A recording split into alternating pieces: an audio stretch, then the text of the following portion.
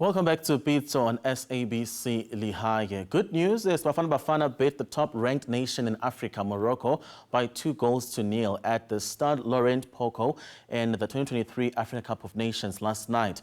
The win sees Bafana Bafana qualify for the quarterfinals of the competition, where they will face Cape Verde on Saturday.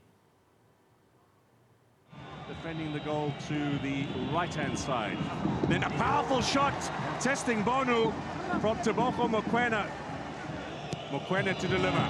And a chance, and that's just gone over the top. Hakimi, little slip from Modiba. Andi, chance now for Morocco, bearing in on goal. Andi, just wide. Chance for Nesri.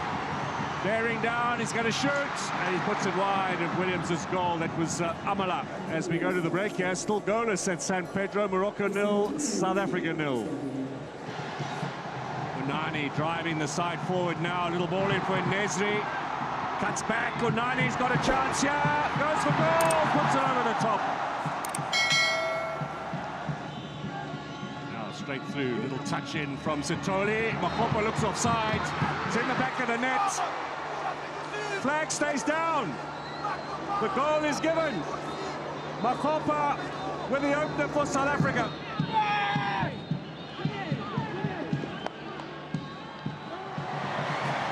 Zalzuli. Shot, Williams saves. The follow-up, cleared by Mbala. Amrit's back post. Chance here, blocked. It will be a penalty. Hakimi. Oh, he's at the crossbar. What an opportunity. At the other end. A straight red for Amrabat. It's a very good kick. It's another goal. South Africa make it 2-0. It's 2-0 for South Africa. They're in the quarterfinals of the Africa Cup of Nations. To analyze Bafana Bafana's impressive win against Africa's top-ranked Morocco, let's welcome sports journalist and founder of Unplayable, Tiani Wakamabasa. Tiani, welcome to Pitso on SABC Lehae. Let's start here. A team that is ranked number 12 in Africa eliminated a top-ranked team in Africa. And also, when you look at the top 5 teams in the continent are all out of this year's AFCON. What does this tell you about the standard of this AFCON? Yeah, no, some of us are eating humble pie, to be honest, because we never believed in some of the teams that are in the quarterfinals, including our own Bafana, Personally, I never thought we've put together a strong team. But it just shows, so much has happened over the years where, the so-called smaller countries, they can put up a fight and then give as much as they get from these top countries. It just shows that it's not just about the names anymore. It's just it's more to do with the team that you've put together, and we've put together a team, that can fight, and that's the most important thing. You spoke about not just being a team of big names, but as long as a team comes together and have a goal and work together to win the game. Let's talk about what most people are talking about, which is Bafana Bafana's performance. They played it as a team. What can you say about the impressive display of football last night? Yeah, you see, I think it's understandable, for us not to have had so much faith in the team, given what the players that have been selected. But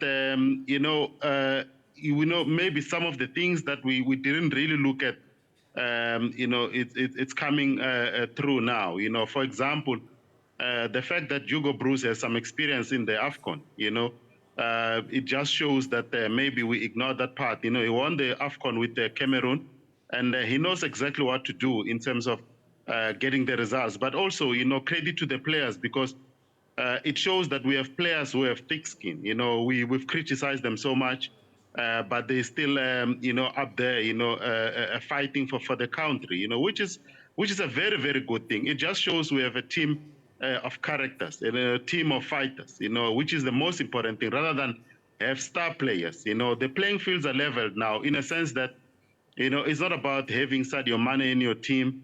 It's not about having Mo Salah in your team. It's not about having, Hakimi in your team. It's about having players who are willing to fight for the badge, and that's the most important thing. Football has evolved in that sense, and that's the most important thing, and that's maybe one crucial element of football that we've ignored for quite some time. That is not just about having the big names; it's also about having players who are willing to fight for the nation. You spoke about, South Africans not having faith on the team, which is true because when you go on social media, a lot of people are saying, no, we were not going to beat Morocco, but we managed to beat the team. So now let's talk about the technicality part. Perhaps just get technical. What did Hugo Broos get right, to make sure that Bafana wins against Morocco? Yeah, he's taken some brave decisions. Not just from this match. If you go back to the first match when we lost to Mali, we had Sianda Kulu at centre back, and he cost the team. Not to talk him down or anything like that, but that's the reality, of the situation where you could see that he was just out of his depth. He's not been playing football at SuperSport United. If you're not playing football at club level, and to come and expect to do well for the national, it's not going to work. So credit to the coach for correcting that and making sure that he can take decisions that actually benefit the team.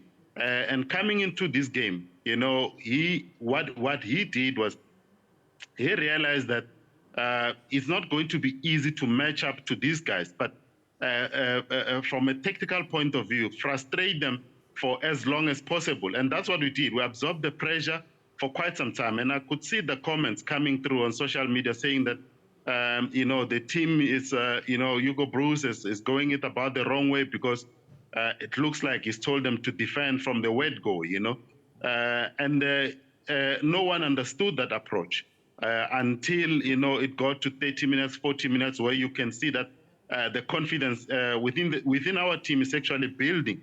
And, that was very important because if we had considered early, it could have been very, very difficult to come back into this match. But when we went into it and we absorbed the pressure, we frustrated them, and we made them believe that it's not going to be easy for them to get a goal, it lowered their confidence, it upped our confidence. And I think from that point of view, I think it was a good approach from the coach to not go toe-to-toe with Morocco from the word go, knowing that they have better quality, than our team. And I think from that point of view, then the coach deserves some credit as well in terms of his approach.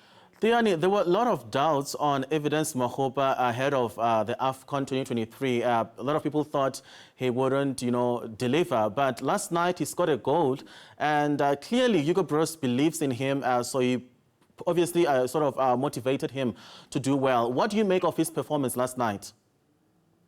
Yeah, no, very, very good performance from Evidence, and even the games that he didn't score, people ignore the fact that he's actually fighting for the team. So sometimes, I know we South Africans, and I've been privileged to watch, Bafana since, our readmission to international football. There are players that we never like, but they actually come through and do the job. The late Phil Masinga, for example, may he so rest in peace, was one of those players, always under pressure to perform, always under pressure to prove his critics wrong. The same goes for other players along the way to a point where now we've arrived at AFCON 2023, and we have Evidence Makgopa. It just shows that as South Africans, we also need to realize that we are not going to like everyone who's selected in the team.